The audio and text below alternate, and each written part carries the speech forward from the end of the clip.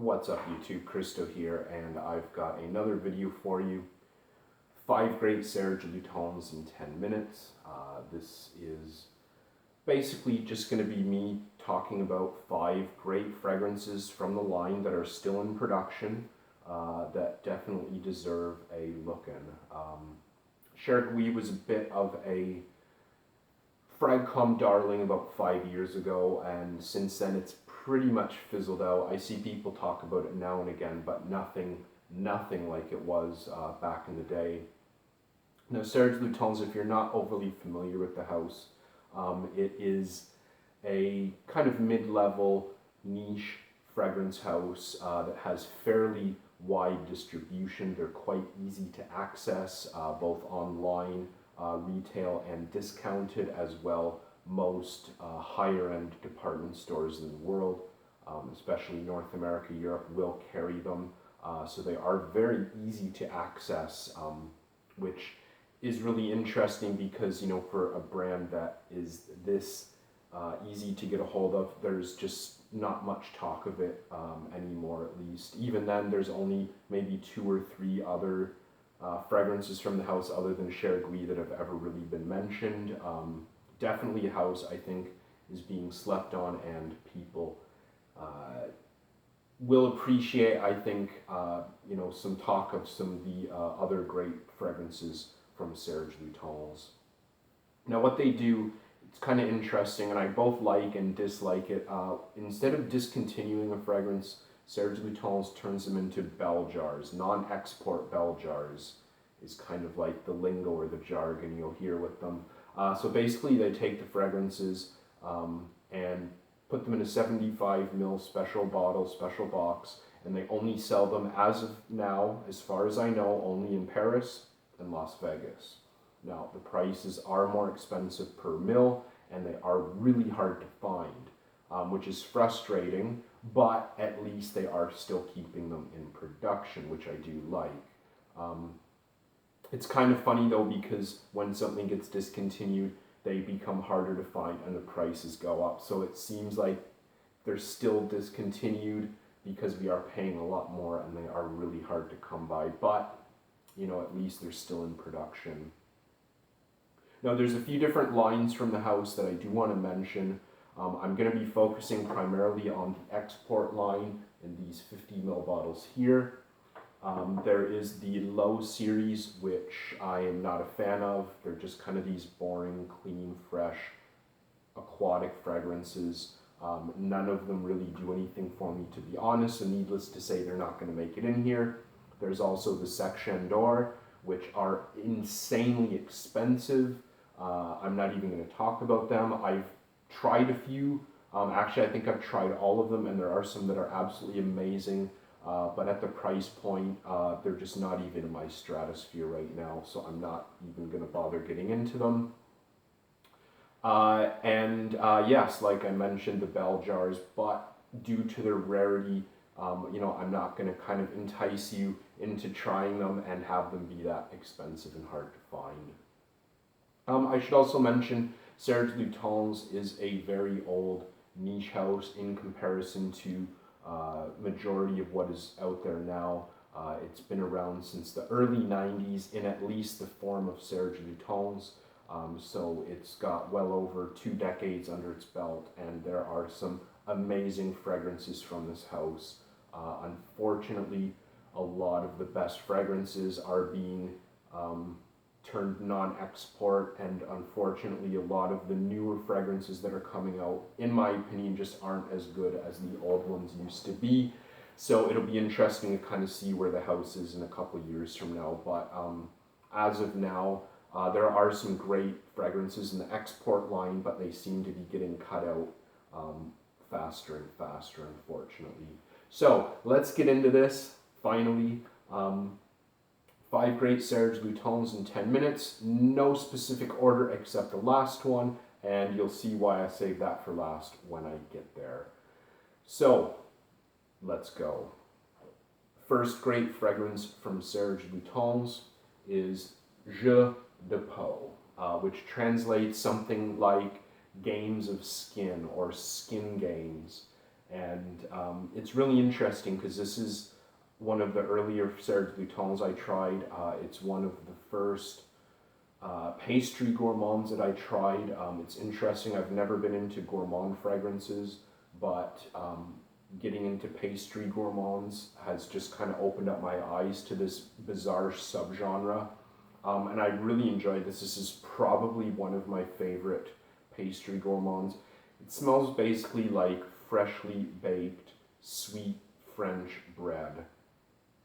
There is a wheat note in this. There's sandalwood, apricot, cacao, lots of really interesting exotic notes that all come together and form this really beautiful, very edible, I think quite unisex gourmand scent.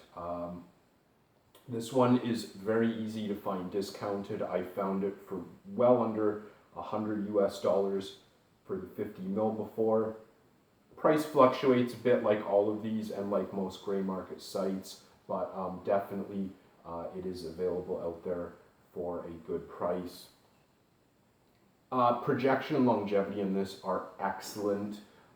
This lasts 8+ hours very easily on me, and kind of at that point, after 8 hours, I've probably had a shower or put something else on. It just lasts all day long. Now, I should mention as well, this being a white label, this is a standard EDP concentration, okay?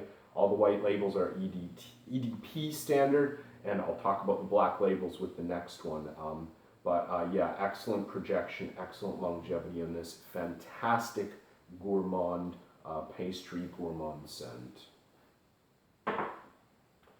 The next one, this one I had in my top picks for fall last year, almost a year ago. This is Serge Lutens Serge Noir.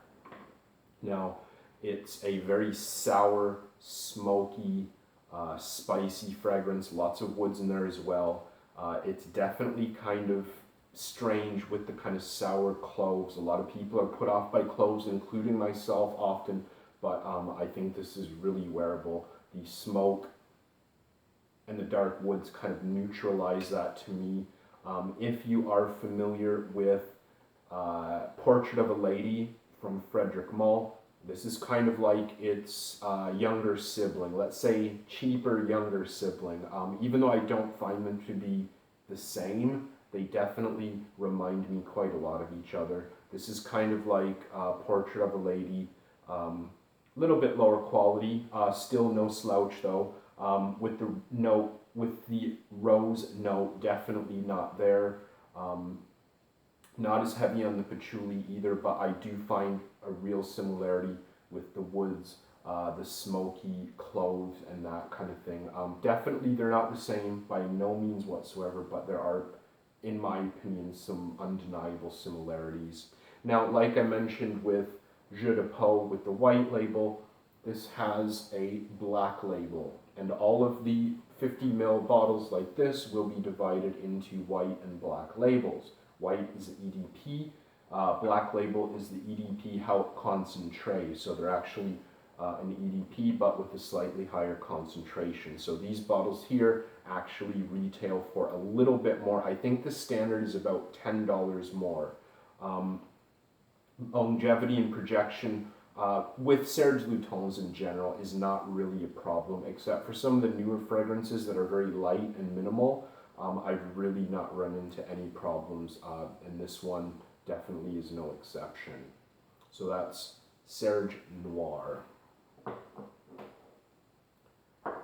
Another one, this actually made my top spring picks just for 2016. This is Some Majeste La Rose. It's a beautiful citrus, rose, honey combination. It's very green, it's very wet, very dewy. To me, it smells like you've taken an entire rose with the stem, petals, and the thorns, everything, the leaves, and you've just mixed it all together. So I do actually get very green feeling from this. It's definitely got the red classic red rose elements, but there's also very watery green earthiness to it that definitely has some aspects with like slight animalic feeling in there as well with the honey. It's really, really beautiful. There are some fantastic rose citrus combos, and this is definitely one of the best I've tried out there. I would put this up with Rose Ikebana from the Hermescence line. Even though they are dramatically different, I think this is a little more classic feeling. I think this may even lean a bit more feminine, but they're still really, really great rose citrus combos. This one is available really cheap as well. I've seen some Majest go for around like $55, $58 at its lowest, which in my opinion is an absolute steal for such an absolutely amazing springtime scent. I think this is a fantastic one. Simagest La Rose. Next, this is kind of the bigger, older sibling to Jeu de Peau, and they get compared a lot, and I think rightfully so, but I have seen people say that they like smell identical, that they're exactly the same fragrance, which is completely untrue. This is Santal Majuscule. This is one of my newer bottles I've gotten from Serge Lutens, and I love it. I absolutely love it. I got it sometime around February, so around when winter is the absolute coldest in southern Ontario here, and I wore this a lot. I probably went through about at least 10 mil of this. I've got a little bit decanted somewhere else that I carry with me when I go out, but I think this is amazing.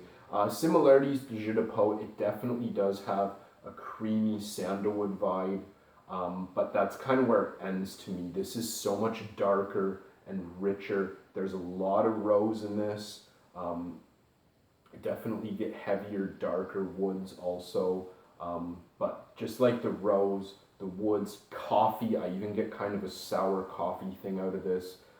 It's really, really awesome. I don't know why, but I've actually had a lot of people contact me through Fragrantica asking me if I would swap or sell this, which is weird because I've not listed it for sale anywhere, and as far as I know, it is not non-export, and as far as I know, it has not been mentioned to become non-export. I don't know, maybe it's harder to find in certain parts of the world, but yeah, this is definitely a beautiful scent. I highly recommend it. I got my bottle for like $52, I believe it was, from an American gray market site, which to me is just unimaginable. Once winter comes around, I will definitely be wearing this very regularly. So get onto this one. I'm going to run out of time soon. This one, as you can tell, obviously is quite different looking than my previous four. Now, the reason I want to mention this, not only because it's an amazing fragrance and kind of lives in infamy, but also because it's actually been re-released in a limited run, which I don't think a lot of people realize. This is the legendary, the infamous Iris Silver Mist, often cited by people as being not only one of the greatest iris fragrances ever made, but one of the harshest, most abrasive, most outrageous fragrances ever made. People just saying it's just, they can't handle it. It's too weird, it's too strange, it's too avant-garde, whatever. I tried it a couple years ago for the first time in Singapore, actually, when they first released these, and I was just blown away. I couldn't believe it. I didn't realize that they had been released in the travel atomizers. Basically, you get 2 glass bottles. To be careful with this. You get 2 of these big glass vials that are 30 ml each, and then you fit them in the travel atomizer.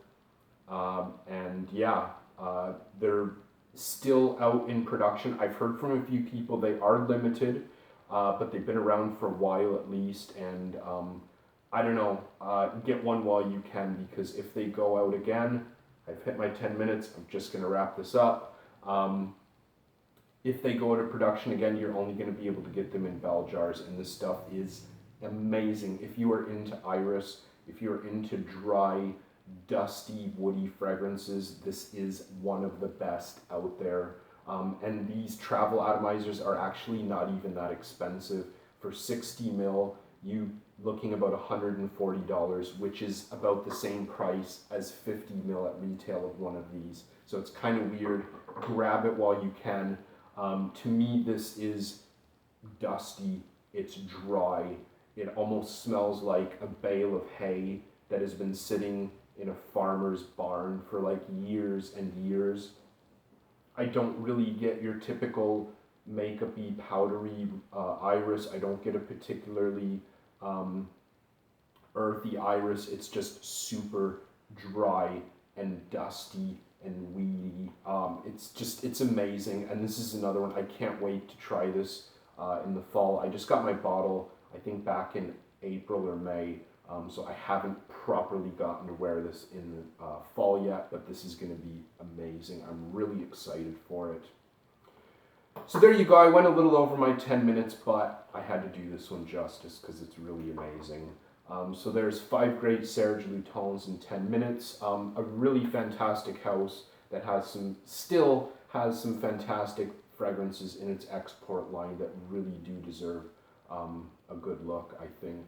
So check those out. Let me know what you think of my picks. If you've tried them, if you have any underrated gems from the from the export line that you think deserve a mention, let us know down below. Thanks so much for watching, everyone, and I'll see you again soon.